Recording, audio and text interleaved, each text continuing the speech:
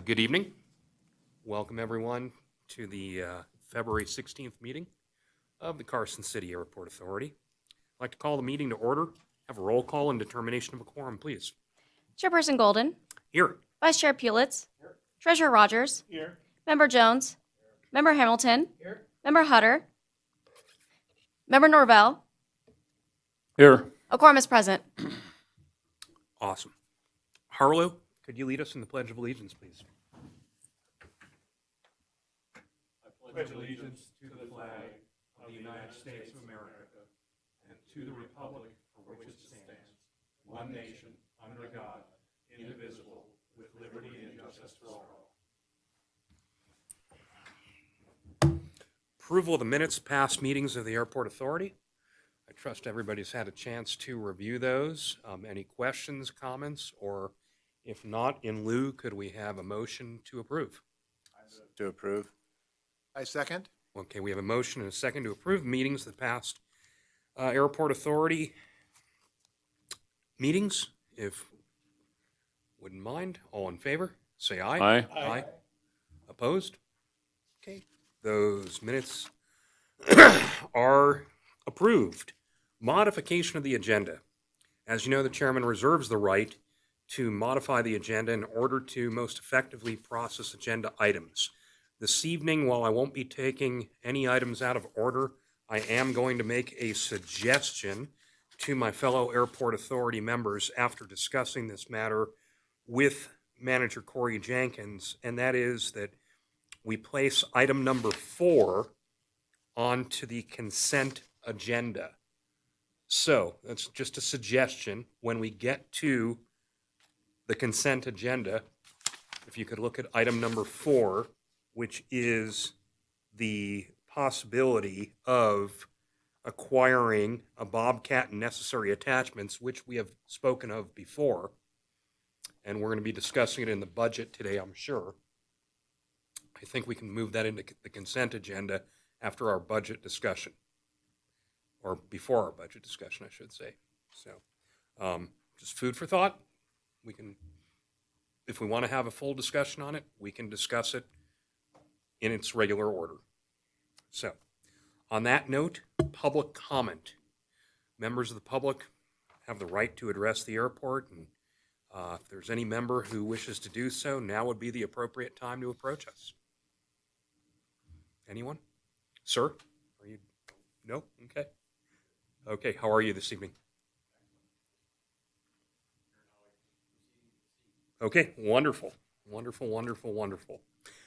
After numerous meetings of keeping Chris and Nadine on the line for hours, Yes. and I was so embarrassed after the last meeting, and Stan said something to me. He goes, "You can't let that happen anymore." I said, "I know." Engineer's report is front and center. Woo-hoo. I don't know if we have Chris or Nadine with us this evening, but go ahead.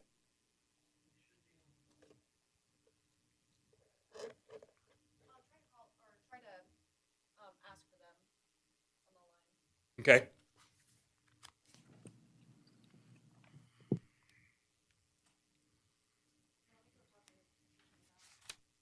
I don't want them waiting all meeting.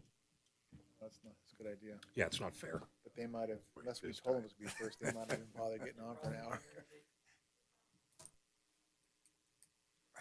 They just have to switch over.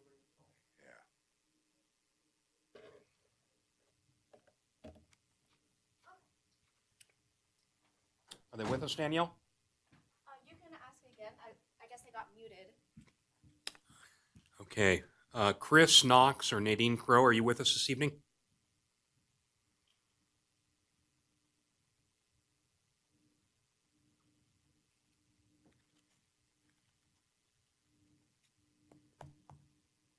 They're waiting to log on 2 hours from now. No, they're on according to, They're aware. they're on. They're muted apparently. Well, I'm not muting them. It got to be Harlow. Harlow, did you mute them? I'm kidding you, man. I know. I'm just razzing you. Okay, we'll give it one more try. Danielle, you want to see if you can How about, Corey, do you have like a text? Can you hear me? Yeah, there we are. This is Nadine. Hey, Nadine, we're not going to force you to wait through the entire couple hours of punishment anymore. The floor is all yours for this month's engineers report.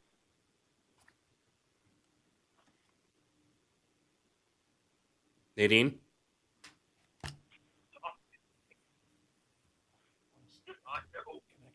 I don't know. I can hear.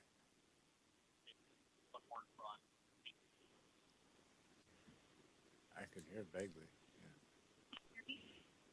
No, we don't hear you, Nadine.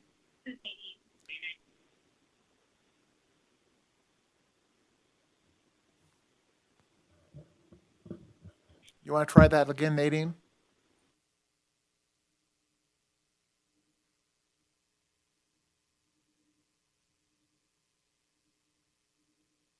What if they call it again? Yeah. Okay. We're gonna. Give her a shot next. Yeah, we'll get. Let her break in whenever. Yeah. What we'll do is we'll move on with the agenda, since we can't hear her. It was with all good intentions, but I guess this isn't working. So Oh, Wayne, if she breaks in, we'll give them the next agenda item. yeah, Danielle, can you keep track of that? All right. Thanks. Okay. So we have on the consent agenda awarding the FAA contract for the AWAS relocation project, and I'm also suggesting that item number 4, which is directing Corey to procure a Bobcat and necessary attachments for airport operations and maintenance, be placed on the consent agenda. If anyone doesn't want to do it that way, please raise your hand and I will respect that. Okay. On that note, can we have a motion and a second to accept the consent agenda? I move to accept the consent agenda as presented with the addition of item 4. Okay. Second. Okay, we have a motion and a second to accept the consent agenda, which would approve both items numbers 1 and regular item number 4, the procurement of the Bobcat and necessary attachments for airport operations and maintenance. All in favor, say aye. Aye. Aye. Opposed? Corey, thanks for the good suggestion on the phone today about that. All right. Okay. We will move on now to item number 1 of our regular meeting. And this would be consideration for a pay increase for the airport manager as detailed in the offer of employment. As many of you may recall, in our original offer of employment to our new airport manager, Corey Jenkins, it states that after 6 months of employment, the airport authority will determine that he can meet all the requirements set forth in the offer, and his annual pay would be increased to $81,000 per annum. I'm going to try to make this as brief as possible because, in my opinion, this shouldn't even be up for discussion. It was something that was put in writing to Corey. We agreed to it as an airport authority, and Corey has been doing just a bang-up fantastic job. I can't see any reason to not do this. That said, in all fairness, open it up to discussion for airport authority members. Yes, Paul. I'm going to first say that our customer satisfaction has been spectacular. And you know how that wasn't the best before, but I haven't heard one complaint, and I've gotten 3 compliments. So that says a lot. Stan, do you have anything you want to add to this discussion?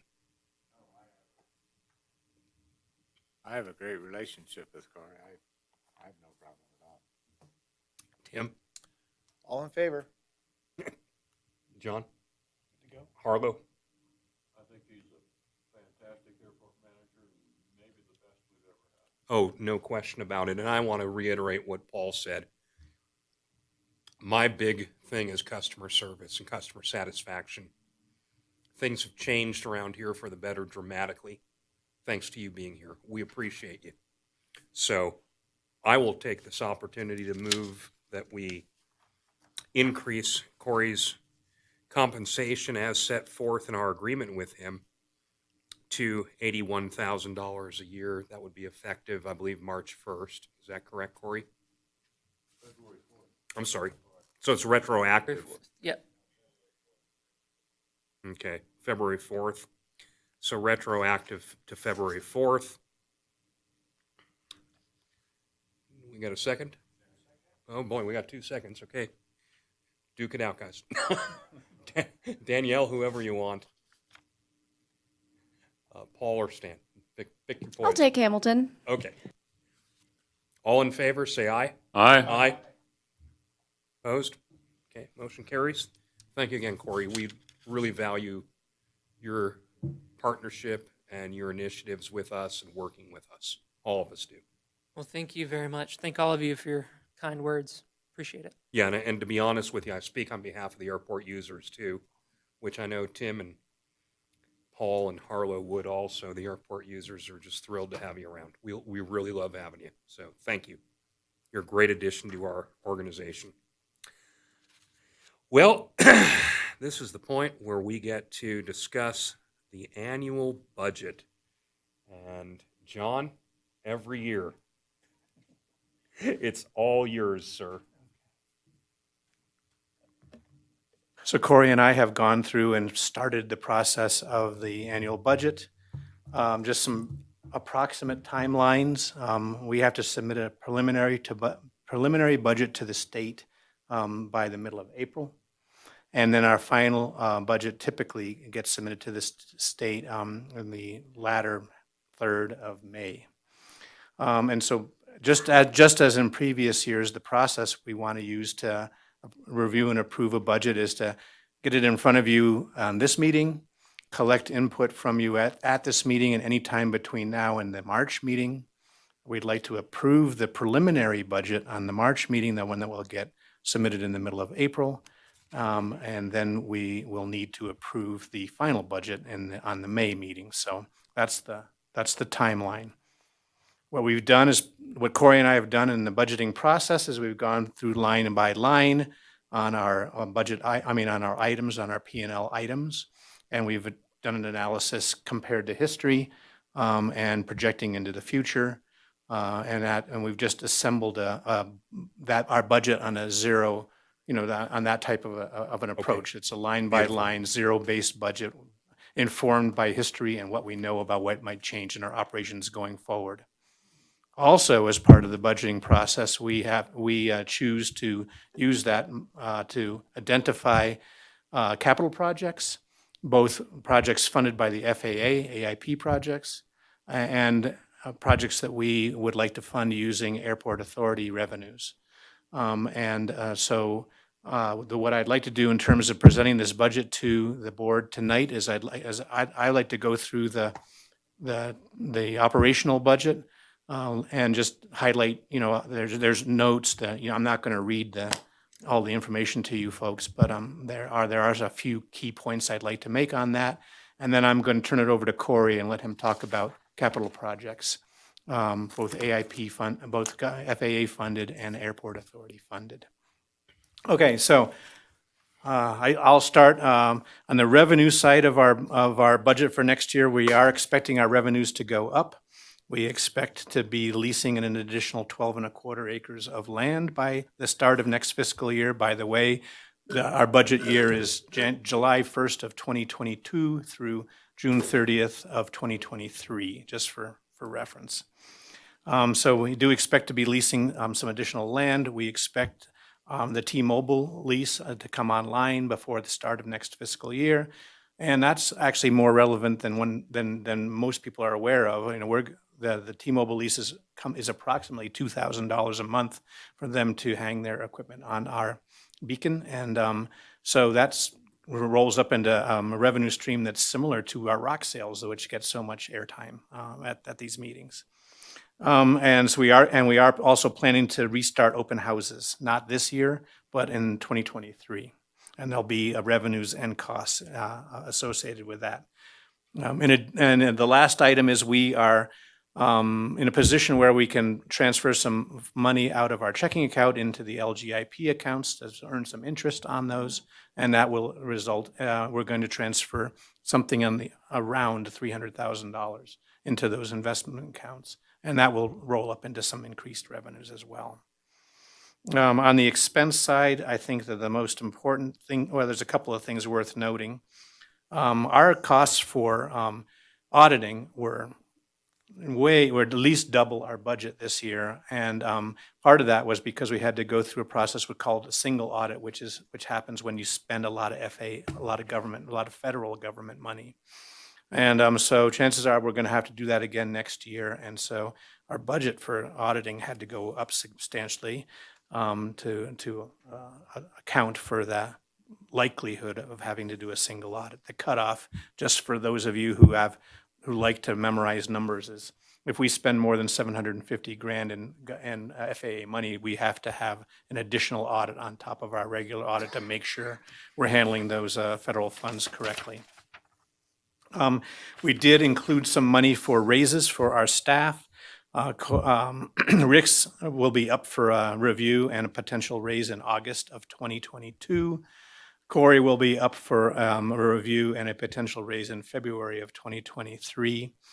The amount of that raise is just a straight up guess because it's almost certain to be impacted by what happens in the overall economy and how much inflation we have. I mean, we could pick a number now based on historical inflation, but that may or may not come to pass, based on how much inflation our employees have experienced over the course of the last year. And so what I've done, the numbers that you see in front of you include a 7% increase for both Rick and for Corey on the timing that I described. And of course, that's just a guess. So that tells you, I just want you to be clear on how we got that number. And I would say that's the only items that I think are worth mentioning, other than the notes that you see on the budget worksheet in front of you. John, if I may, I want to tell you those notes are fantastic because it enables me to just go right to it, zero in, and see what's going on there. I have two very minor questions about that, and again, based on the notes, and they're really for Corey. I see one item here, Corey, new, faster computer. That's for the office, for your office, is that correct? That is correct. Okay, yeah, talk to me about that before we go too far, or talk to Tim. Tim's an even better computer guy, but Okay. yeah, talk to one of us. How's that? Before I you can go definitely do that. Yeah, before you go too far. You never know what may come up on that. I also see something here. It says board packets are contract printed. What is that? That's a small number. It's $800, but hey, 800. So a good example is the last board meeting. Mhm. At the last board meeting, those board packets were professionally printed Right. because of the volume. Okay. I don't remember the exact page count, but it was pretty significant cost. This budget is basically having to do that a couple of times a year. So in the event that we have a really large board packet, Understandable. we would get those professionally done if we're looking at thousands of pages. Yeah. Okay. Totally understandable. And I also want to mention that the number, the budget number isn't just for contract printed. That was a note for the contract printing. That includes all of our printing costs, internal or external. Yeah. It's not a huge number at all. I just was curious because I didn't think we went out to have it printed every single month. Not every month, but occasionally we do, and it is pretty pricey when we do it.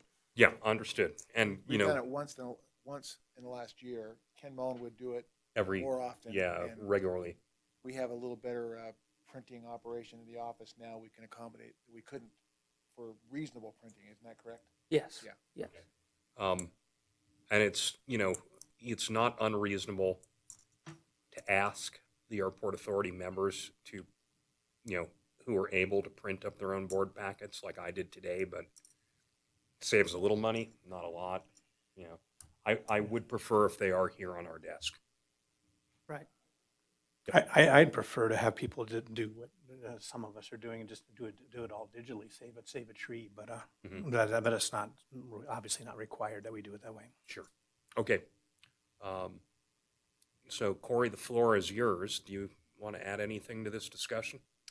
Sure. So I can review the capital projects that we've got planned. One thing to note about the ASIP, so the FAA funded projects, the engineers are going to cover these projects in more detail, so I'm just going to hit a couple items.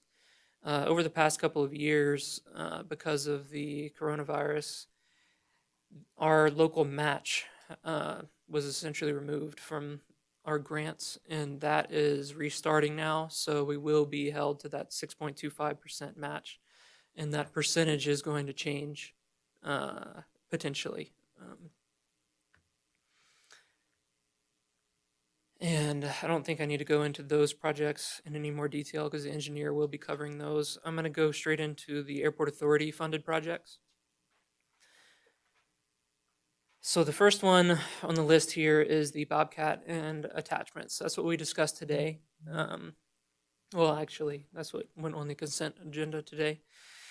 The value increased from 70,000 to 83,000 with that capital project.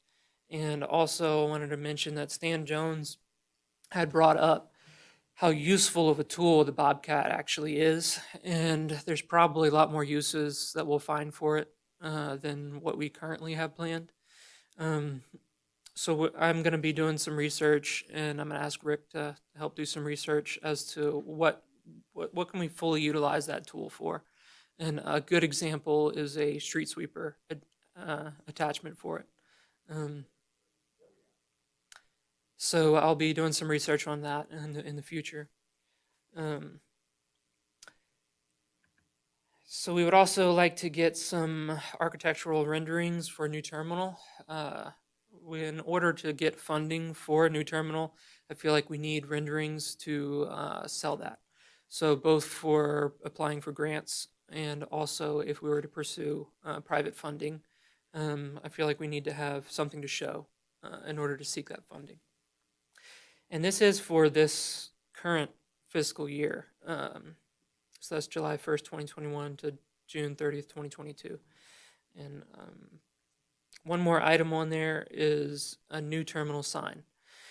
So it has been pretty high on the board's list to get a new sign and new landscaping done in front of the terminal. And a good estimate on that cost is going to be $11,000. And we did just get an updated will not exceed price of $14,500. And that is a high estimate. So we'll probably come in pretty close to that 11,000. So for next fiscal year, some of the projects we are looking at is the landscaping project. That project may have the potential for federal funding, and we're currently researching that right now. And we'll have a better idea in March if that would be eligible for federal funding. If not, it's still a project that we should pursue, even if it's not eligible for federal funding, which is why it's on this list. And that would come out to approximately $110,000, and we'll get a better idea of exact costs pretty soon here. One major issue there is lighting. There was a previous estimate on getting that high mast lighting functioning in that parking lot. Just to do that would be about $90,000, which surprised me, that's for sure. But there are alternatives. What does that entail? What are you talking about? So the current high mast lighting is like the street lights in the parking lot don't work. And the reason they're not working is the power that is ran to those lights comes from near the Sterling Air Building, and that line needs to be completely replaced. So it's running a pretty far line for that electricity. Now, what I'm looking forward to seeing is the quotes on solar lighting as a part of this landscaping project. I think that's going to come out to be far less expensive. So, but there's definitely some expense there just with the lighting. So next on the list here, we have new terminal door improvements and access control. So right now, the terminal is pretty insecure. We're keeping the front door locked. That makes it to where the general public cannot access the airport itself. If the front door was unlocked, they would have unrestricted access to the air side of the airport. What I would like to do is get card access control on the air side door. And what that would do is would make it to where anyone who has airport access would be able to come and go from the airport freely, and then we would also be able to have public access to the terminal. And also the front door itself needs some improvements, and that is included in that budget estimate.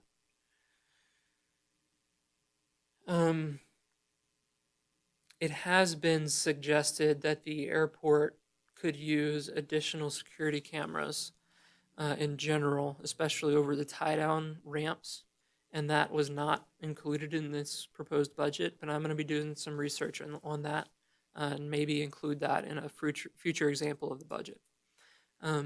Right now, it's the tie-downs themselves don't have great camera coverage, and it needs to be addressed. New taxiway sign panels. So taxiway signs, especially in a desert environment, fade fairly quickly. Our taxiway signs are not only several levels below the FAA's Part 139 requirements, they're also starting to experience some adhesive issues. So nighttime, for a pilot to see those signs, not only are they not showing up as yellow, they're going to look white. They're also going to be a little distorted because the adhesive on the material is kind of coming off, so it's not going to give a good reflection. So that is pretty important to go ahead and get those brought up to standard. I would like to see this done potentially every couple of years. I'll be having our airport operations and maintenance technician doing an assessment on those signs to try to keep them within FAA's recommendations. But for right now, this is a very good estimate on the cost to bring all of our signs up to standards. This brings us into the fiscal year 2024. So most of these items moving forward are brought over from previous plans. And one of those plans is to purchase 25 acres north of runway 27. This is in the master plan for the airport to acquire that property. I don't believe that full 25 acres is still available, but we're currently looking into this as this may be eligible for grant funding as well. So we're looking into that to see if that's possible. This property would definitely be ideal for additional hangar storage on the airport.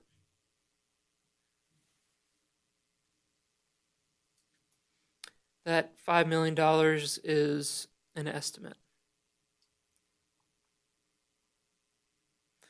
Aggregate to improve safety areas. So this is a continuation of the project that we started when we purchased the equipment to spray for weeds on the airport. As we remove vegetation from the airfield, we have the potential of creating dust hazards and erosion hazards on the airport. So in order to combat that, we can use a aggregate to put down to shield that area, so to keep the dust down and also keep it from eroding. I've seen this used successfully at other airports and airports I've worked at, and speaking with the FAA and state of Nevada, there are other airports nearby that have also employed this method to combat these issues, and they've all had great success. We would like to start out by applying this aggregate onto our test area. So we already have a 500-foot test area where we've started along Taxiway Alpha, and this is going to be the first area that gets cleared of vegetation. As we see how that area behaves, we can start out by putting aggregate down there and see how it works. There are a lot of different options for different types of aggregate, and I'm actually waiting for a report back from Cinderlight on what some of our options are. And we can use that test area to kind of figure out what we want to do with it. It would only cost us about $5,000 for those materials for that test area. And that would, at a pretty low expense, give us a good idea of how well that's going to work and what we need to do with that. And that brings us into the next year, where if we were to apply that aggregate over the entire airfield, over all the safety areas, it would approximately be around $900,000. It's about 30 acres of land, so it's a pretty significant amount of property. And that estimate will change based off of what materials we decide to actually go with as a result from our testing. It is possible that we can get grant funding for this, and we're researching that right now. And hopefully we'll be able to accomplish that. But even if we don't get grant funding for it, I definitely think that that should be a pretty high priority for the airport. Overall, it's going to reduce the erosion, which is going to protect our pavement, and it's going to reduce those dust hazards that we're going to be creating. And also, it's going to address wildlife. Vegetation on airports is an attractant to small wildlife like rabbits and mice and ground mice and ground squirrels and all those things. And while those things are not really a threat to aircraft, the coyotes that go to eat them are. And the birds, and absolutely the birds. So I think this should definitely be a high priority for the airport in general, and hopefully we can get federal funding to accomplish that. Down to fiscal year 2026, terminal replacement building. So as an extension to our architectural renderings, eventually we would like to have a new terminal building out there. Right now, we have an estimate of $3 million. That's really a guess at this point. We know it would be that or more. We are pursuing all of the different funding options for this, including federal funding, economic development grants, and also the potential of private funding. And then that brings us into 2027 and future.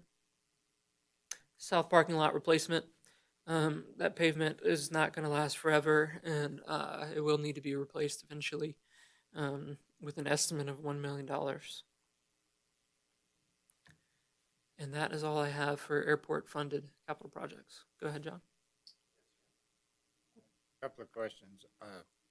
Would your landscaping in your south parking lot be one task? I mean, you do them at the same time? So landscaping is on there for fiscal year 2023. I know, but, okay. Couple of comments.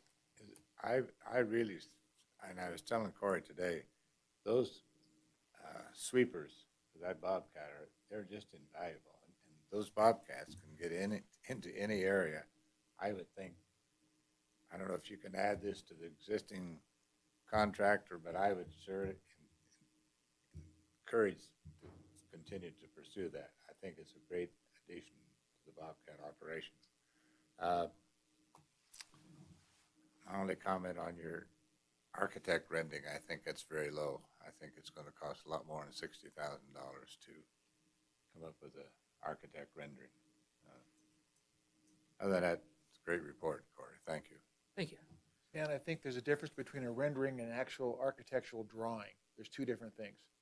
The rendering is to give us an idea based on square footage, based on elevations, et cetera. But getting into the engineered drawing, you're right. You're exactly right. And Kerry can speak to what we've been pursuing at this point. I've done some research on that, and I have heard well over $100,000. But that does include all architectural preparation to hand off to an engineer. And I'm currently pursuing quotes for a rendering, not full architectural work. So what we're looking for is a way to demonstrate what we want to accomplish, not necessarily everything that needs to be done to engineer and build a building. So we're basically looking for something more basic than full architectural design. Which would come in less. I was going to increase that value to $60,000, but after talking about what these renderings can run from. I think it can come in less than 60. Okay. But I'm still waiting on responses on figuring out what those exact numbers are. I actually have a meeting next week with an architect about this topic, and we should get a better idea for sure. So thank you for that. I can just tell you the city is in the we're just getting ready to build a new fire station. And the cost is $600 a square foot. Local contractors tell me right now that it's between $380 and $391 a square foot for houses. So it's going to cost. I know that. Thank you, though.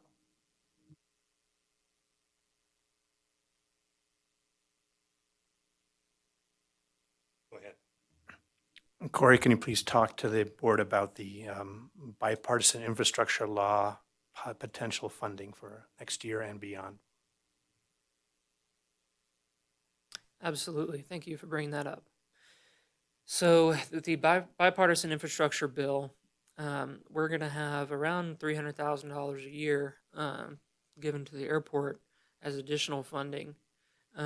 We've been waiting for clarification as to what we can use this funding for, and they just got some information published that I'm currently in the process of interpreting. But one thing that is clear is that it's going to fall under the same requirements as PFCs, passenger facility charges, and not under the same requirements of AIP.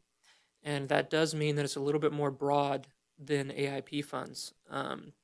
PFC funds are not something that we would be eligible for at our airport. So this is going to be a different range of projects that have been possible for us in the past. We will definitely get more clarification than that soon, because that the FAA has published that clarification.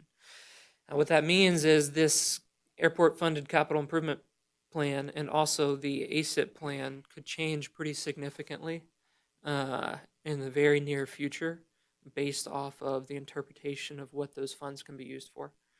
A lot of these projects may or may not be funded by that, so they may come off of our airport-funded projects. And there's a bunch of different options. You know, we could potentially use those funds to cover some of our ASIP funds, and then use our ASIP funds, our AIP funds for different projects.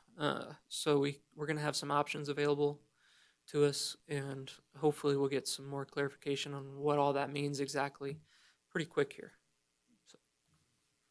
And so what you'll see on the budget is you'll see just a placeholder that says BIL funds. That's the acronym they're using for these, and so that'll get fleshed out better, hopefully, before we submit the final budget, but maybe not until the start of next year, fiscal year. Okay, any other members of the airport authority have any comments about the budget presentation? Paul? Yeah, just when the aggregate to improve safety areas or test area, I mean, could that possibly be moved up a year based on where we're at? We've sprayed the area. It's a small amount, but maybe we should expect that could be moved up a year if that's appropriate. It's a very good point. The reason it's where it's at is we're kind of curious what this terrain is going to do without the aggregate. So in order to determine that, we need a full year of that land being out there without the aggregate to see what it's going to do. Because the herbicide that we've applied in the pre-emergent, in order to see what happens, it has to see what happens over a period of time. That's where it is. Now, I do think that getting the aggregate down is what we need to do. So I would not be opposed to pushing it forward. But that is why it is where it is. So we can see what happens over a year with that bare land, and then see what happens with the aggregate. But I think we're going to want the aggregate all over the airport in the end, so I wouldn't be opposed to pushing it up. Any other comments, Harlow? I just had a brief question for Corey. We had had some discussions regarding the displaced thresholds for lengthening the runway. And one of those involved an overrun area. Do you recall that discussion? Yes, sir. That Paul, you can help out, but we were trying to get an extra 99 feet, make it 7,000 even. 7,000 feet total. Yeah. And that, whatever that system was, you called it an EMAS or something like that, would allow us to shrink the RPZ so that it doesn't go across Gonai Road, but get us another 99 feet in addition to the 800, which would give us 7,000 feet for takeoff. So I actually have a meeting with both Kaufman and Armstrong to discuss this exact topic with them. Okay. I've seen EMAS used before approaching roads in order to reduce the safety area, especially pertaining to a nearby road. So an EMAS is essentially a material that will slow down an aircraft significantly if it runs off the end of a runway. Could actually be a safety factor for Gonai Road. It would be, absolutely. Yeah.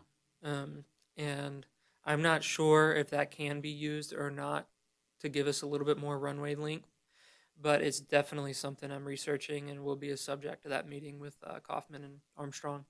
And then 2027, we need to keep it that far out. So for the south parking lot replacement? For the extension of the runway, the displaced thresholds. That is going to be another topic of our meeting that is already scheduled with them. I'm going to try to get that pushed up as much as we can. I do have another letter coming for you. That's great. Yeah. Fantastic. Away, but that would be significant, particularly in the summer. Anyway, that's all, Mr. Chairman. Okay, thank you, Harla. John, you want to wrap this up? I first want to ask Corey to talk a little bit about, we're going to have an artist rendering of a proposed new terminal building, and I wanted to have you talk, Corey, a little bit about how you're going to accomplish that, the design part of that. I mean, I think that, that we had a brief discussion at the last meeting about everybody's preferences about what features ought to be included in that building or not included. And so I'm wondering how you're planning on proceeding to instruct the architect on what do you want him to render. So my intention with that project is to meet with the architect and get an idea of a price range here, and to bring their proposal to the board for the board to discuss the scope of what they actually want rendered.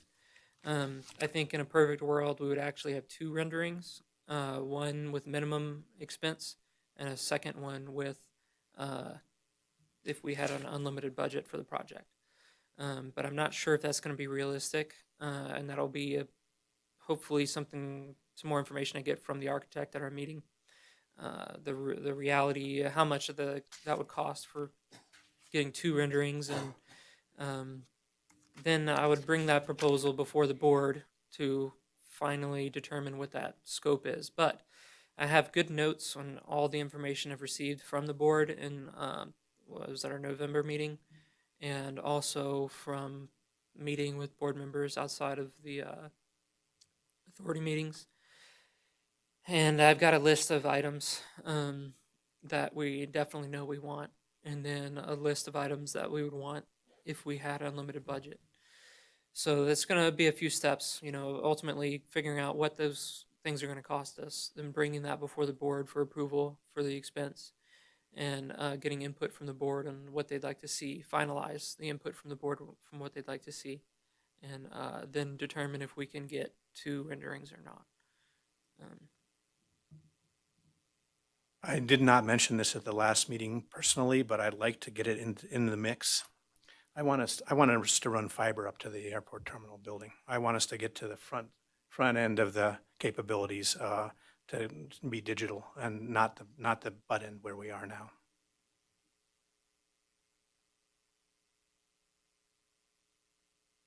All right, so the purpose of presenting the budget, and we're not going to take any action tonight on the budget. The purpose is just to gather input from the board.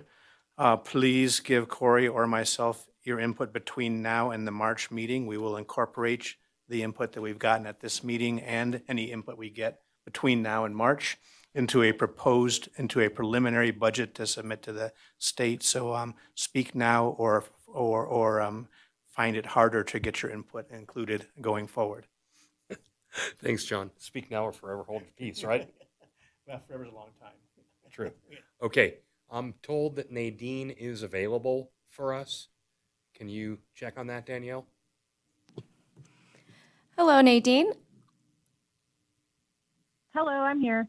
Okay, we don't want to make you wait forever. We tried to get you earlier. If you'd like to take the opportunity to briefly tell us what you have going on, now would be a good time. Okay, I appreciate your patience. I wasn't hearing the audio before, so there's kind of a weird lag going on. So with the project list here, the one that's kind of moving quickly is the AWAS relocation, moving it from that spot that it's in now, kind of down further, that triangle parcel there along the road. And I think as of last meeting too, we did have the equipment on order.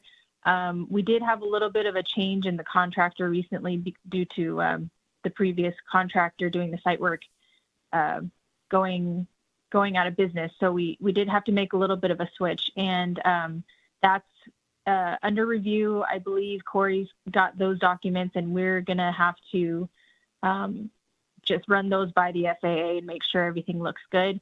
And once we have official approval from the city for that special use permit, we should be able to move forward with everything. And then once everything's moving, and then we get the grant from the FAA, the airport essentially will be able to start getting reimbursements for that. As far as other projects in the works right now, the snow removal equipment, there was a little bit of a snag with the delivery, but Mike Dickin with Armstrong here, he is working with the equipment supplier to make sure that that's still on track. So he's kind of calling those guys every day just to see what the options are. I don't know too many details about what happened, but he's hounded them and making sure that that's still on the way. And the design work for the aeronautical survey, the nighttime approach system project as a whole, the first phase, which was up to 30% design, that's still underway. We're counting on lean engineering to get the bulk of that done, and we're coordinating with them. And then phase 2 of that, which is technically starting this year, is the complete design for the offset PAPI and the MALSA system. And we should be getting an AIP grant for that one this year as well. And Corey kind of alluded to it earlier. We are doing a ACIP meeting later in probably mid-March with the FAA, and that meeting should clear up a lot of our questions about that bill funding and the order of projects and eligibility of other projects. So hopefully that'll give us some clarification for sure moving forward. I don't have anything else of note or pressing. Does anybody have any questions about those items? I see none. Thank you, Nadine. I appreciate it. Thank you. Okay. All right, moving on back to public hearing. Agenda item number 3 for discussion and possible action. Approval of the proposed expense from YESCO for development and installation of a new airport sign. YESCO is working on a proposal for a new airport sign based on a current sign design here in Carson City. including inserts for FBOs at the airport. And I know Corey's seeking approval for us to move forward with this development and installation of the sign. I don't think we'll have any problems there. But Corey, why don't you tell us what we have in front of us? Sure, I'm going to start out right here and then I'm going to move down in front of y'all to give you a little PowerPoint presentation. But for starters, this sign is something that we've all wanted for a long time now. I have worked with Stan to try to get a good idea of what the city would like, and we've decided that the Welcome to Carson City sign is really nice, and if we can come up with something similar to that, that would work out really well. I did receive a estimate from Yesco that has a value not to exceed $14,750, and more than likely that will come in lower than that. So my objective today is to get approval to move forward with getting that sign installed, as long as the value does not exceed $14,750. Now I'm going to show y'all a few pictures of what that's going to look like.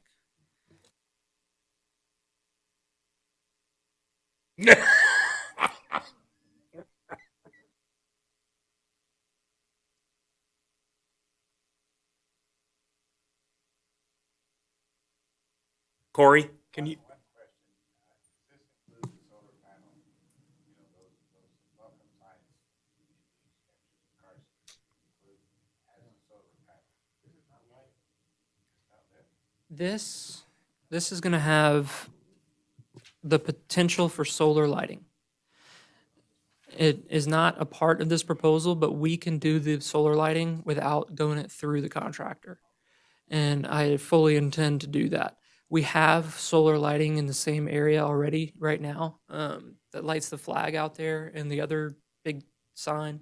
And I intend to do a similar setup to that. Corey, two quick things. When we go to discuss this, I actually have a comment when you go to the news sign, but before we go to discuss it, is there any way for you to get these two up on our presentation or no?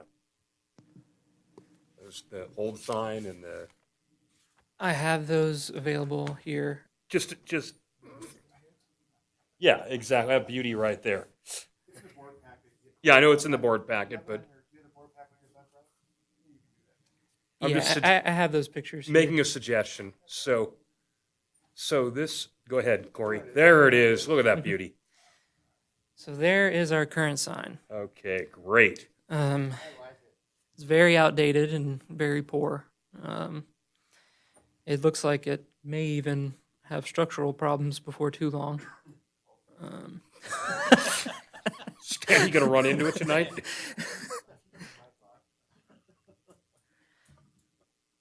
Next, we have the Welcome to Carson City sign, which is already out there and is really nice. I think staying with that theme would definitely be the right way to go.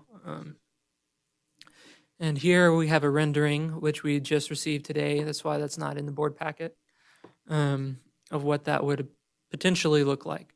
For here, I'd like to change the website to say Carson City Airport there. But I'm definitely open for input from y'all on that. It does say Carson City Airport. I on the want i- that. I can't, I think the words Carson City Airport need to be much bigger than they belong. Yeah, I agree. Yeah. I wouldn't put the website there. I'd say Carson City Airport. Oh, excellent idea. Add the elevation.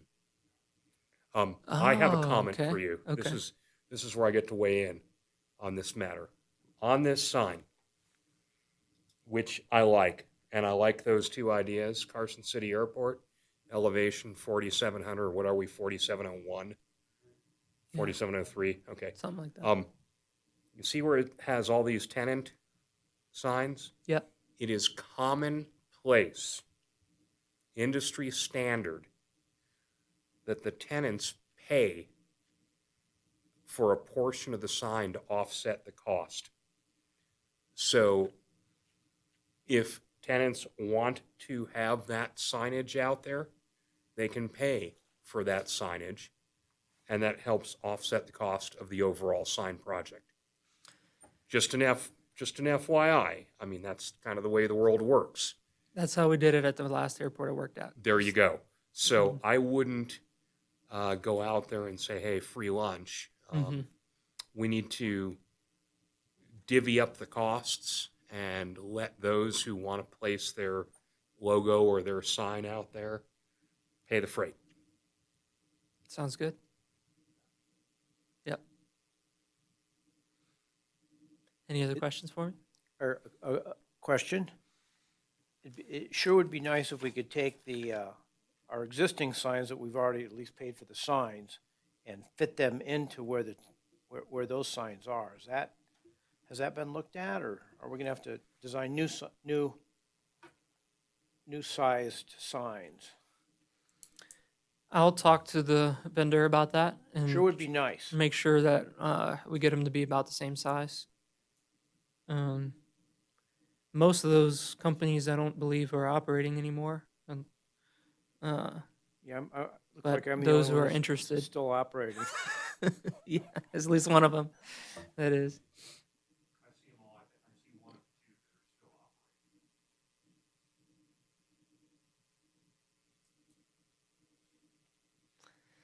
All right. Any other questions for me? All right. Any comments that we haven't heard already? If not, I would suggest we vote to authorize this to proceed forward.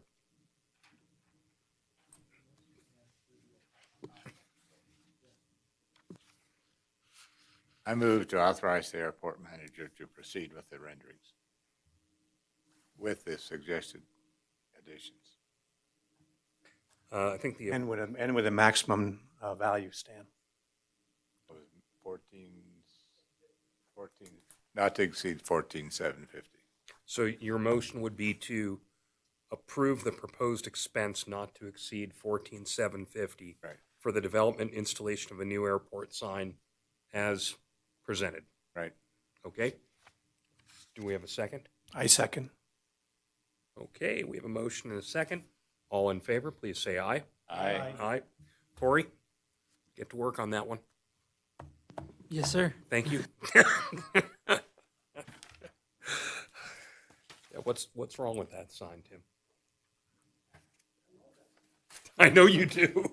We're going to give it to you. Yeah, that's a great idea, Stan. That'll be in Tim's backyard before you know it. Okay, we've covered item number 4 in the consent agenda. We'll move right into airport manager's report. Corey?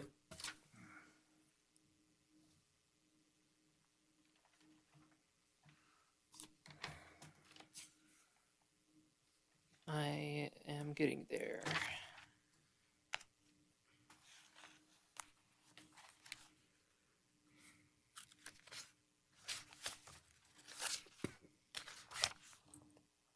Okay, so for fuel flowage, I have a new chart here that I would like to use moving forward that displays the full year for fuel numbers, so we can compare month to month as we look at this data.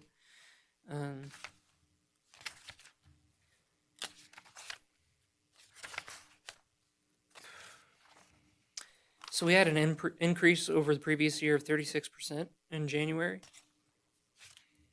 And I think that's primarily due to the weather. We had beautiful weather this year in January.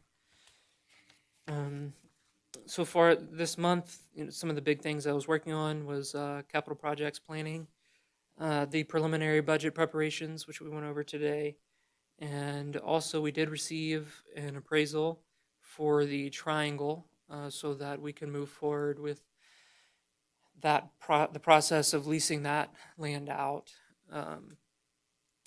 and get going out to bid to that. And that came in at 25 cents per square foot per year, which is actually 1 cent lower than the previous appraisal, which I found to be interesting.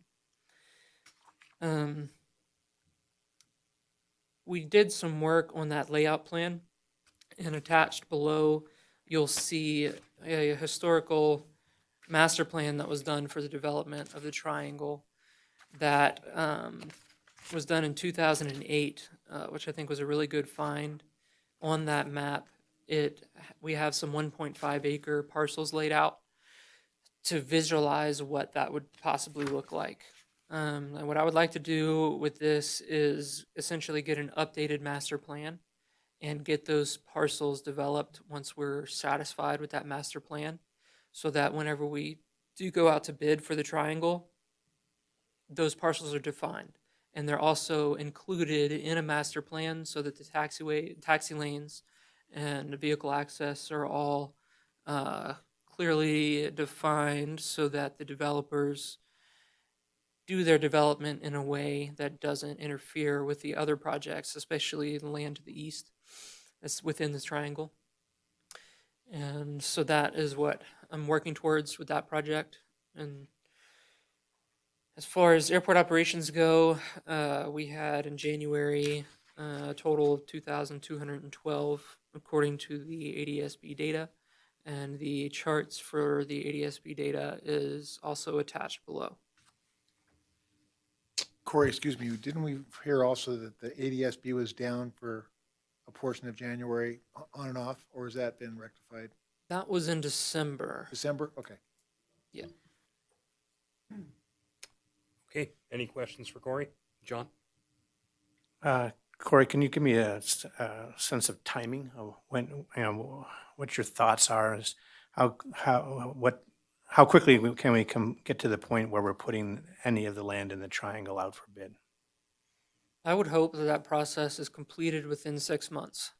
This appraisal is good for 6 months, so that is going to be my target for going out to bid for the triangle, is prior to 6 months. So we'll probably see something on the next board meeting that helps us get this moving forward. Yeah, keep in mind that we have to, that's a good point, John. Keep in mind, Corey, that we have to lease the land, not just go out for bid. We have to lease that land with a signed lease within 6 months. Okay. Okay, that's the statutory requirement. All right. Okay, thank you. Let's see here, legal counsel's report. Yeah, just a couple of things real quick. One is, after our last meeting, Corey and I met with Steve Lewis and looked at the Gonai Aviation lease. And we looked at some potential solutions to the drainage problem. Now, to be clear, we're not addressing whose fault it is or who should pay for it or anything like that. I think that in discussions with Steve Lewis, I think that he's pretty clear that he doesn't think the airport did anything wrong. I think his concern was with the city's drainage plan or the city's drainage activities. But be that as it may, if we can find a solution that works for everybody, then the problem goes away and nobody has an issue anymore. And so one of the things that we did is we went on site and looked at the existing drainage facilities that are there. And Steve Lewis has a belief that there may actually be a drainage pipe that runs north from one of the existing drainage pipes. And if so, then perhaps we could reroute the drainage that's coming off the corner to run east along the side of Gonai and then down into that drainage facility, and that would pretty much eliminate the problem. So Steve Lewis is investigating whether they can find an engineer or somebody who can figure out if that pipe actually goes that way. Apparently, when you look down into the cover, it looks like it may actually go north, but that's always hard to tell until you actually pull the cover and you put something down there to see. But I just want to give you a briefing that we're looking at some potential solutions there that may make the whole problem go away, which would be nice. The other thing I wanted to mention to you is I received a contact from an attorney here in town on behalf of Weaver Aircraft, whose lease is actually held as Mentors Unlimited, that they would like to utilize the 10-year extension provision in their lease. Now, this is an unusual lease. It's a really old lease. It was done by the city before the airport authority was formed. Well, actually, no, I think it was done, that particular amendment was done by the airport authority and approved by the city. But in any event, it's the only lease on the airport that has this language in it that says the lease can be extended for 10 years upon agreement of the landlord and the tenant. And so you know, I had explained to Neil Weaver while he was alive and to Yvonne that in all other instances where we've extended leases, we haven't done them on the basis of language in a lease. We've done it on the basis of what the statute allows. And in all other instances, we have raised the rent to the current market rate as a condition of that extension. And that I would expect something similar here. Now, I told her also, not my decision, it's going to be your guys' decision, but that's what they should expect. Her attorney accepted that, and or at least appreciated hearing that. And so she is now looking at appraisals to try and figure out what that value is. And so I'm just giving you a briefing to let you know what's going on. That lease otherwise will expire in December of 2024. And like all other leases on the airport, when it expires, the improvements on the lease revert back to the airport authority. And so if it were to just go to end and expire, then the airport would own that hangar that's located, that currently has Weaver aircraft on it. The history of that lease is well, the history of all the leases on the airport, when you go back far enough, is very unusual. That lease was actually a much larger lease, and at one point we cut off part of it to a guy named Dennis Buin, who in turn assigned his lease to Cactus Air Force, and that's who's in that portion. So we cut that off of the leasehold. And then George Byard came and cut off the back piece. So that lease is smaller than it was originally, but this provision on extension applies to what's left there. And so we're going to work through that. And that is all I've got. Thank you. Thank you so much, Steve. John, anything you want to report to us? Can I have a question? to Yes, Steve? sir. Just real quick, so just so I understand, in the event that we come to terms with a 10-year extension, it'll strictly be the ground lease on a 10-year extension, not like we ended up doing with Shade Tree, where it's a lease for the building and the land. Well, you know, that's a good question. I don't know the answer to that question. Right. I discussed that with Corey earlier. With Shade Tree, the lease was terminating. Right. And it was not pursuant to a term in a lease that said you can extend it for 10 years. Right.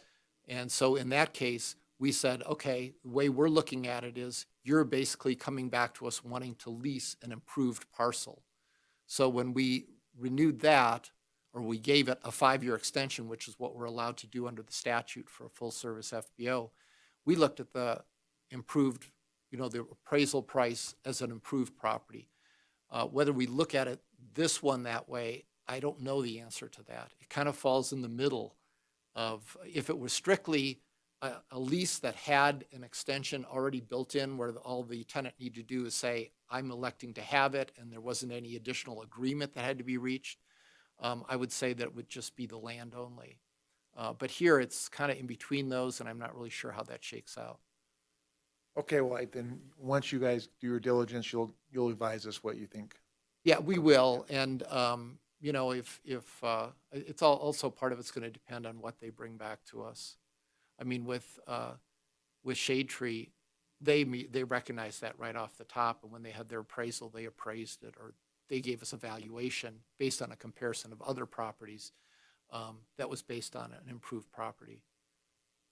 And my expectation, by the way, is that Mentors probably wants to extend it, and then I don't know that Yvonne wants to stay in the business. I mean, Neil was the A&P and the guy who built a lot of really cool T-34s and other aircraft.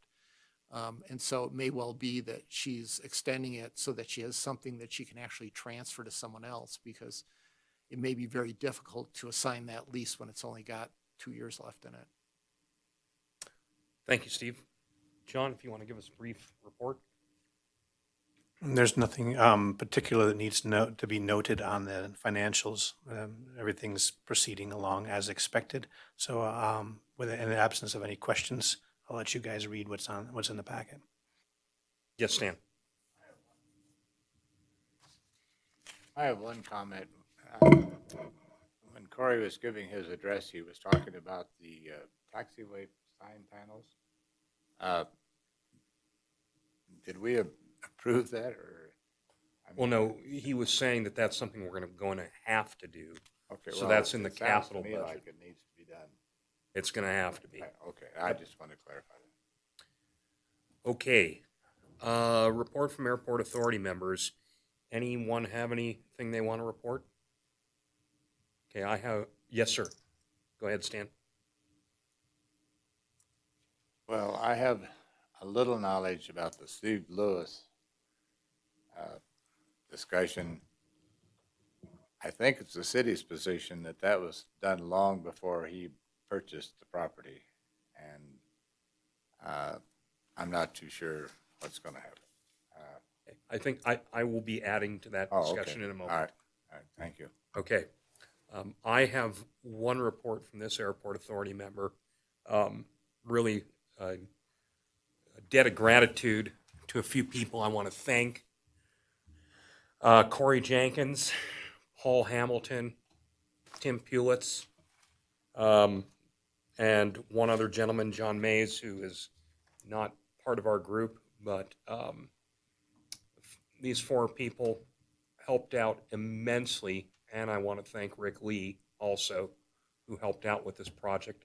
The airport now has a live webcam, and it is up and running. Each one of these people provided just incredible amount of resources and experience and knowledge. In particular, Paul was the missing link, if you will, in this project. He helped us get it from, okay, camera's working, to let's host it, stream it, get it live online. Paul knew how to do that when no one else did.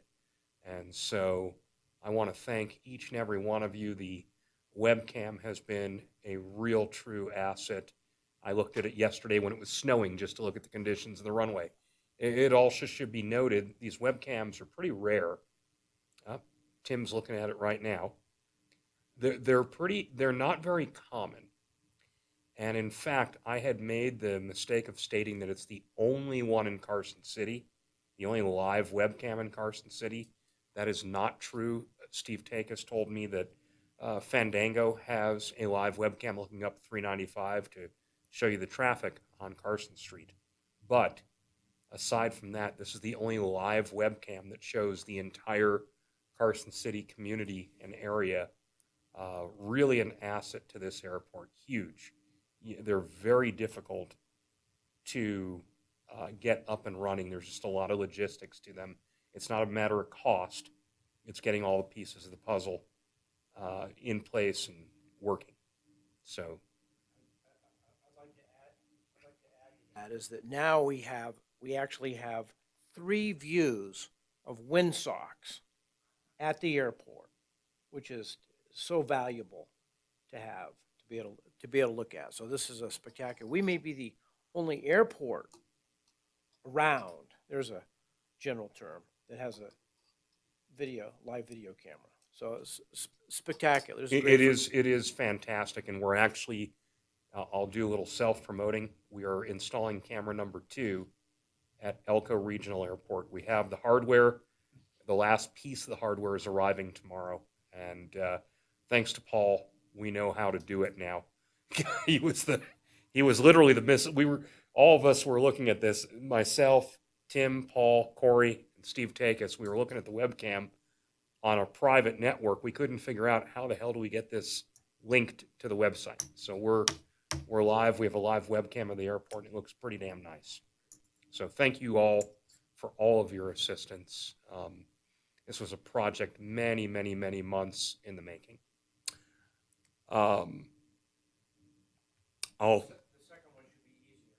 It will be, now that we know what to do. Any comment from members of the public? No? Okay. Michael, just Steve Yes. Takis, just on that note, this is the highest resolution webcam I think I've ever seen. It is a nice piece of equipment. I mean, you could probably count the blades of grass if there were grass that it looked at. If that you looks at the wanted to, you sagebrush. could. It is amazing. And I've never seen that kind of video, particularly over a web link. I haven't seen that kind of resolution. It's amazing. Yeah, and it's, for the pilot community, this is huge. I mean, Reno doesn't have this, okay? And a lot of it has to do with, we were talking about it today amongst a group of us at the airport.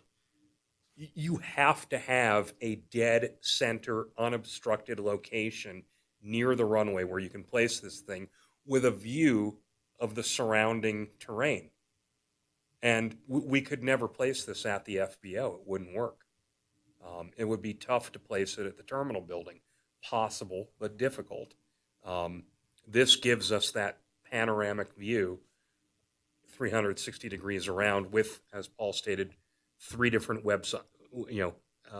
windsocks. So, public comment? Anyone? No one? No takers? Okay, one very important matter for our, well, it's not our agenda next regular meeting. It's our next meeting. We'll get to this in a minute. Our next meeting is on March 3rd. This is a special meeting. It is at 5:30 in the afternoon at the airport terminal building. Could I get everyone to put that on their calendar, please? At that time, we anticipate reviewing the bids we receive from our solicitation to lease the 12 acres along Taxiway Bravo. We're going to review them. We may accept one, we may reject all. We don't know. We don't know what we're going to be receiving. There is a distinct possibility there will be another agenda item that's going to be discussed in that meeting. We're taking the opportunity, and that will be the Gonai Aviation lease that Stan had brought up. So please mark your calendars that we're going to convene. It'll be 2 weeks from tonight at the terminal building, not here, 5:30 in the evening.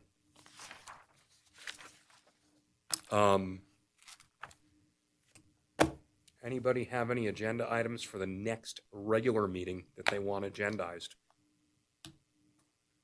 Well, any time between now and 3 weeks from now, just let myself or Corey know, and we'll get it on the agenda.